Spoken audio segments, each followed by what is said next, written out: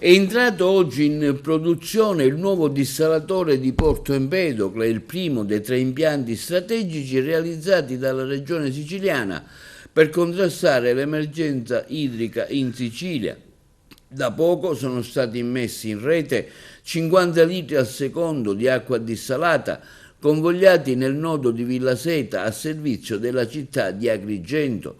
Gradualmente altri 25 litri saranno immessi l'11 agosto e gli ultimi 25 3 giorni dopo. L'impianto avrà un progressivo aumento della produzione di acqua fino ad arrivare a 100 litri al secondo. L'entrata in funzione del dissalatore di Porto Empedocle, dice soddisfatto il presidente della regione Renato Schifani, rappresenta un risultato concreto nella lotta alla crisi idrica che colpisce da tempo il nostro territorio. È una risposta immediata e tangibile ai bisogni dei cittadini e delle imprese.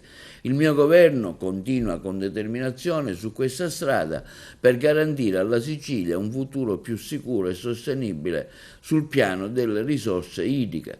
Per la realizzazione dei 3 impianti, oltre a quello di Porto Empedocle, continua Schifani, sono in corso quelli di Gela e Trapani. La regione siciliana ha messo a disposizione 110 milioni di euro, 90 milioni provenienti dal Fondo di Sviluppo e Coesione assegnato alla Sicilia grazie all'accordo firmato nel maggio del 2024 dal Presidente Schifani e dalla Presidente del Consiglio Giorgia Meloni e ulteriore 20 milioni dal bilancio regionale, di cui 10 destinati alla gestione degli impianti.